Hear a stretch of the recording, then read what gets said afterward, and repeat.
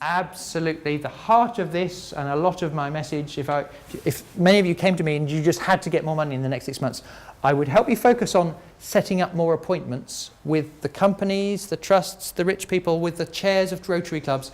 We would focus on get more of those cups of coffee meetings or more people to come to your event, and there's no way your results would stay the same. And your colleagues are unlikely to be focusing on it with that zeal, and their results would stay the same. It's in the centre there. Anything else? Recording those meetings properly. Yeah, totally. It's hard to do, but it can, like in 3 months' time or 3 years' time, unless you just got it down, it could be done 5-10 minutes to do just good enough. But unless you do that, it's ever so hard to build that trusting relationship because you're always playing catch up. I agree. It would go there for most of us. What else? Yeah, for many people. For some people it's not because they research too much and never get out the door, but for some of us I agree it is research. So it'll be different things for different people. One I want all of you to not let go of is what Esther said about time spent, anything you do to make it more likely you can get face to face with someone at your event or a catch-up cup of coffee. And when I was researching this material 3.5 years ago at the NSPCC, I had a very interesting conversation at a party with someone who had worked for BMW, and she'd worked in the sales division of BMW, and she said, that's very interesting what you say, Rob, because we measured such and such when we were at BMW. My question for this smart audience is, what do you think the sales force of BMW measure, focus on, get excited to try and hit their target per month for this thing? And here's a clue, it's not car sales.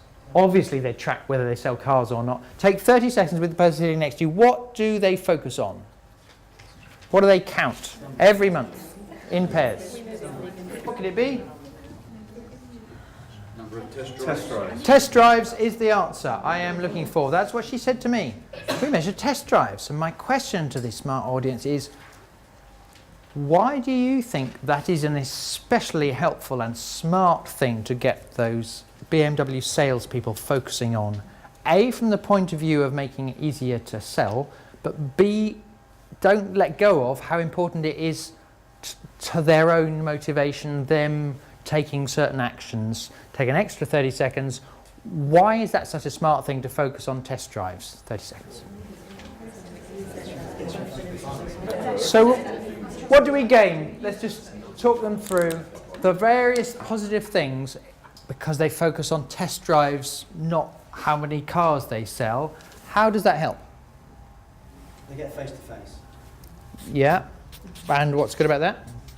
The opportunity of face to face is greater than letter, call, email, anything. Yeah, because it builds rapport and relationship. Trust and see how it solves my problem. Yes, I agree. Do the salespeople get to do the test drive? Because I'm just wondering if by being part of going out in the new cars and everything, he's keeping them motivated because you're constantly trying out your product. Yeah, I bet it does. Yeah, absolutely, that would help. Yeah, you're become an expert in your product. Yeah. More of that. Say more. The more test drives you get under your belt, the more chance you get them sales. Yeah, I think so. That's a fair thing. Like, do you think they might know the ratio?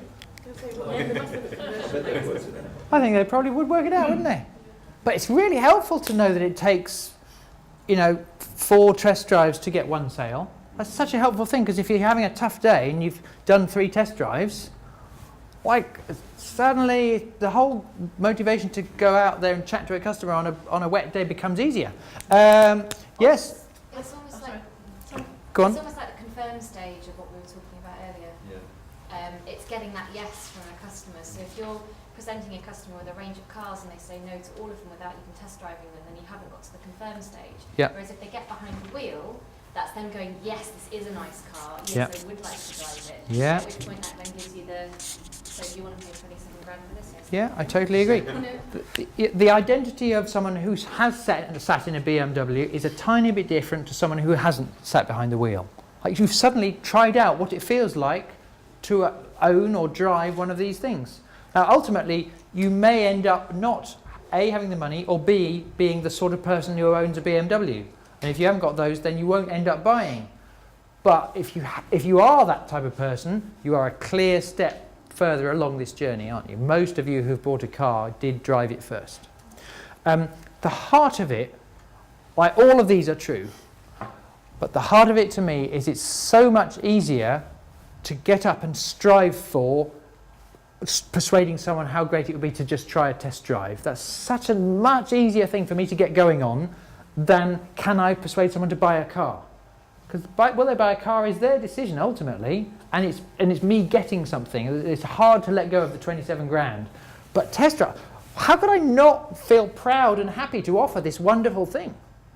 And if you haven't, just in case I haven't laboured it and ladled it on thick enough, the reason I'm talking about this is every single one of these benefits that applies to them focusing on test drives also applies to a fundraiser focusing on more cups of coffee with trustees, Rotarians, rich people, whoever your market is. If you set yourself a notion of how many could I meet this month, more than last month, and get on, it's such an easier thing to focus on than focusing on the money. And the ratio will be the same. The more you do it, the money cannot remain the same. It has to go up because of trust and connection to cause. And every single one is, especially if you get good at the magic formula and telling the stories, physiologically they'll experience what it's like to be closely involved and connecting to your cause if you're good at telling those stories.